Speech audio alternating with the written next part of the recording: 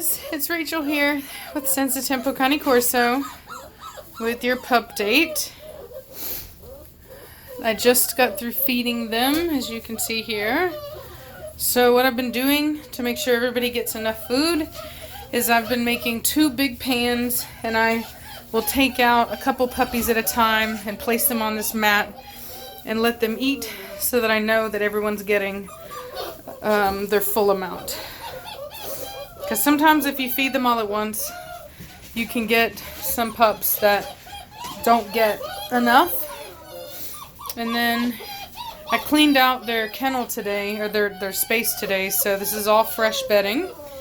And then when they poop on it, what I do is I just grab some bedding and I just bloop, plop it over there. And that way they can step around and it's not going to get on them. And it keeps it sanitary. For the most part, it's as sanitary as puppies can be. What? Dude, you are such a crybaby. Do you know that? You're so loud. Yes, you are. He certainly is. So, everyone's doing really good. Really, really good. What's the matter, sugar?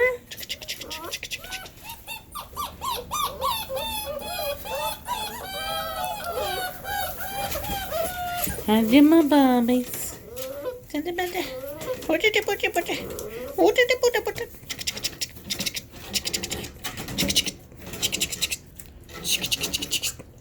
Boobies.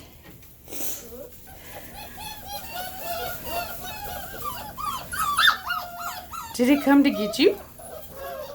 Did the hand come to get you? I know. I would have set up their outside area, but everything is wet from this morning, so it wouldn't be much fun. I know, sugars. I know. So I will say that the brindle boy has a really nice headpiece on him. Very nice headpiece.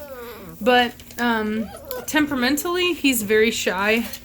You know, he's not to the point that I think he's going to have any kind of issues, but he's definitely, you know, a sit and watch kind of guy. And he's even just to me, doesn't have the confidence that Giovanni has. So temperamentally, I still think that Giovanni is all around the better dog. Hello. Hello. It's not that I don't like shy dogs or anything like that, or dogs that are more kind of sit back and watch, but that they're not as easy to train because they take longer to get used to things, and you have to kind of take your time with them. Whereas a more confident puppy is going to be not as scared, or even if they do, they're going to bounce back, or what we call recover from whatever it was that they were scared of a lot quicker than a puppy that doesn't necessarily have as outgoing of a personality. But he definitely has the better headpiece. He's not bigger, and I do think that he has Preacher's croup.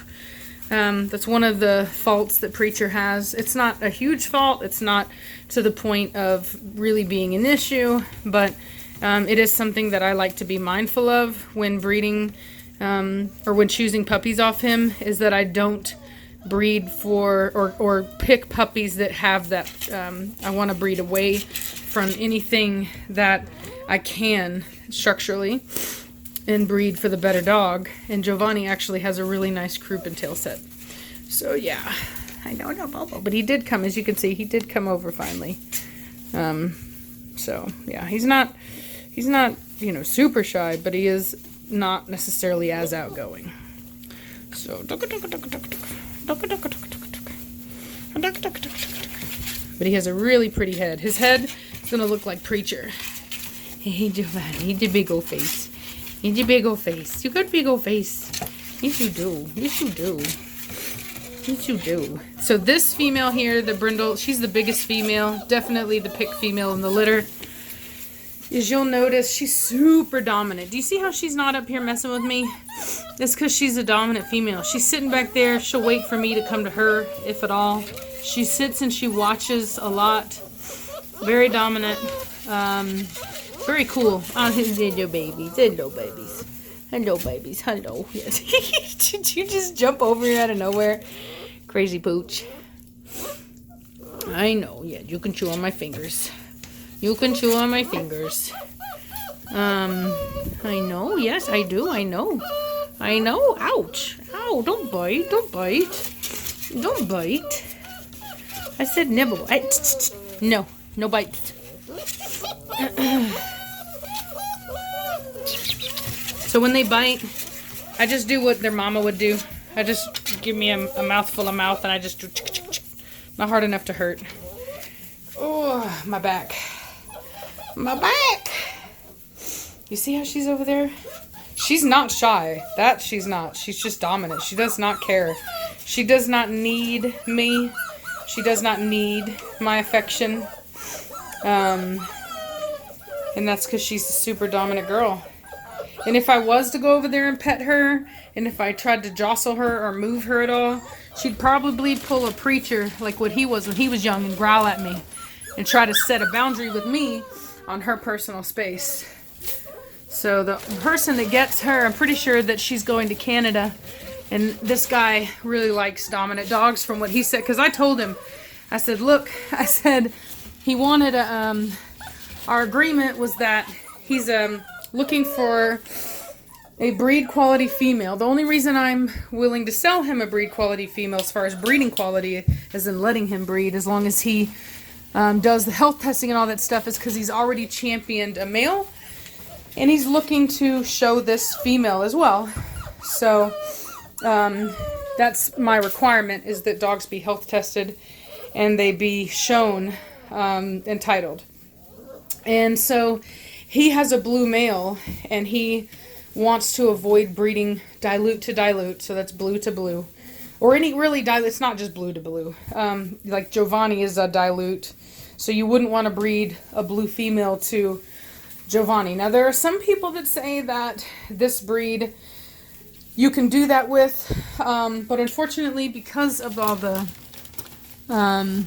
funky stuff that's gone on, I just don't think anyone can make that claim. So I personally err on the side of caution. I don't breed dilutes to dilutes, so this guy doesn't either. So he knew that he needed a non-dilute. So I have two of those, the red female and the chestnut brindle female. She's just gorgeous. Both of them are huge. I mean, I will say that red female's really big too. So anyway, and she has really good structure. The only thing is, I'm not quite sure on her headpiece yet. I'm not sure. Sometimes I think she's gonna look like Blondie, and then other times I feel like maybe she's not. I don't know. So anyway, but yeah, but she's super dominant, does her own thing. The blue brindle female is probably my favorite. She's super sweet.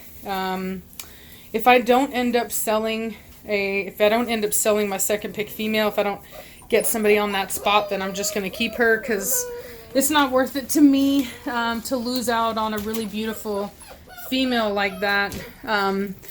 Especially whenever I'm having a hard time even finding another female right now. I contacted another breeder, but because of the fact that there's a lot of like new information out there and stuff, as far as like not even information, just new, like there's what I have found in America is that breeders are constantly trying to one up one another. They're always trying to make themselves better, and so they're like making up the rules as they go along. So whereas it used to be, whenever I was breeding 10 years ago, it was like 13 years ago now, whenever I was breeding then, as long as you didn't breed a female on her first heat, you were fine. First heat breeders were like the backyard breeders of the world. It was, how dare you breed a female on her first heat. Nowadays, people are like, oh no, you need to wait to the third or the fourth heat, and that's very new. And it's new in the sense that it's reflected in the standards. The ICCF, the International Cane Corso, what is it, Foundation? I think it is Federation. I don't know. Whoever they are, which is the registry that my dogs are registered with. It just shows how much I care. Because I do AKC for the most part. But both of them, even AKC, allows breeding on a second heat. In fact, it's set up so that if you have a female that has her second heat, like if she goes into heat, sometimes females will go into heat at around 9-10 months old, and then they have their second heat at around 15-16 months old, and then they actually have the puppies around 18 months old, because it's obviously pregnant for 2 months. The ICCF says as long as you don't breed a female before 15 months, you're fine. And that's been around for a very long time, well over 20 years. So it's a reflection of what I'm talking about, which is that used to be the standard. But now, people think they know better. They're all trying to change it up, trying to think they're smarter than their predecessors. And so everyone's like, oh, you shouldn't. So I had a breeder that I was going to buy a female from, and they wanted to do that thing where they're also a co-owner for the life of the dog. So you never really ever own the dog. Like, they also own the dog with you, but of course you have to pay full price for the dog. And then, of course, she didn't want me breeding the dog on a second heat. She wanted me to wait until the dog was 2 years old. And my whole thing is that I could have just gone along, get along, whatever. You know what I mean? What's another 6 months? But for me, it's just I'm not going to be told what to do. And I'm not going to be, especially people who haven't been doing it near as long as me. I don't care how many dogs you've titled. If you haven't been breeding as long as I have, then I'm clearly not going to accept your advice on a subject of breeding. And especially when the registry is very clear on when it's not appropriate to breed these dogs. And it's clear that they believed and have believed for a long time that the second heat is when you breed a female. So for these people that want to try to one-up and play games and this and that, I just don't play those games, and I'm not going to. So there's plenty of other people. And I think the biggest thing for me is I think it's a symptom. When you're the kind of person that goes along with those rules, even though there's no science to base them, it's not like some study came out and was like, oh, yeah, so actually turns out yada yada. Like, it's not. It's just somebody had an opinion, and they decided to go with that opinion. Now, I do think that there are situations in which you do want to wait. For example, Velocity went into heat early. I chose not to breed her on her second heat because it wasn't the way that it would have been. She didn't go into heat 6 months later. She went into heat 3 months later. I could have been, impatient, and I could have bred her anyway. But, and I was tempted to at first. I thought about it, and then I was like, nah. Because technically she's old enough. She would have been 15 months, but... And she does, as many of you said, she seems a lot more mature, and she is. I honestly don't think it would have hurt her, and I don't think she would have not been mature enough. I think she's absolutely ready. But I didn't want to take any risk as far as her not, like, sometimes when they have a split heat, they don't actually go through the receptive stage. And since I'm using an outside stud and I may be doing AI, I didn't want to waste a bunch of money if she didn't actually go through her receptive stage. So... having said that, I did not breed her this time. And there may and very well be a time when I have a female that's just really big, and maybe she's just very immature and she's just not quite there yet. And I think that's up to every breeder to really know your dogs and know when is the right time. But I don't think, I've even considered from now on doing like measurements of where my females are at 15 months. Because the lady questioned me, and she was like, do you really think a female is mature enough to breed at 15 months? And it's like, lady, if I didn't think that they were, I obviously wouldn't do it. And if it wasn't right, the registries wouldn't be allowing it. It wouldn't have been something that people have been doing for 20 years. You know what I mean? It's ridiculous. There's no logic in her claim. And unfortunately... because she's a person that is easily swayed by opinions of other people, she just went along with it instead of realizing that it wasn't, I wouldn't do something like that, you know what I'm saying? This woman has met me in person. She doesn't really know me that well, but she has met me in person. And to me, it's a bit insulting when somebody says to me that they think that I should be doing something different, because especially something like this, because it implies that I don't care. That they care more than me. Hey, it's like the dog version of virtue signaling. I think that's what it is. Yeah. It's like the breeder version of virtue signaling. They all just want to act like they're better, like they care, and I think it's a reaction, honestly, I think that actually is what it is, because it happened about the time that the rescue people started really going after breeders, and the whole thing, and the whole, like, adopt, don't shop, and for every dog born, a dog dies. Like basically the whole no breeders whatsoever, ever, ever, ever. No breeder is a good breeder, that kind of thing. And I think that as a reaction to that, breeders started to go out of their way to do anything they could to get away from those stigmas. So, a lot of the accusations made is that a female will be bred too young, she'll be bred as a puppy, and then she'll be overbred. That's another key term they love to use, overbred, as though letting a female breed whenever nature intended her to breed is a bad thing. There are lots of cases in nature where an animal's reproductive cycle will be enhanced, or the volume will be increased whenever the food is increased. So it's not like people did it. We didn't selectively breed for it. That's not the way it is. So having said that, that's what I think it is. I think it's virtue signaling. I think they're all just trying to make themselves seem better than everybody else, and so they're making up these new ways of trying to be like, oh, well, I do this, well, I do that, and like I had this one guy, and I will say, if you're going to wait for breeding, and if you're going to say the whole, well, they're still a puppy, at 15 months they're still a puppy, if you really want to be exact on that, then you shouldn't breed them until they're 3 years old. Because none of them are adults until they're 3 years old, okay? And I know a guy who says that. I know a guy who breeds these that says that you should never breed them before 3 years of age.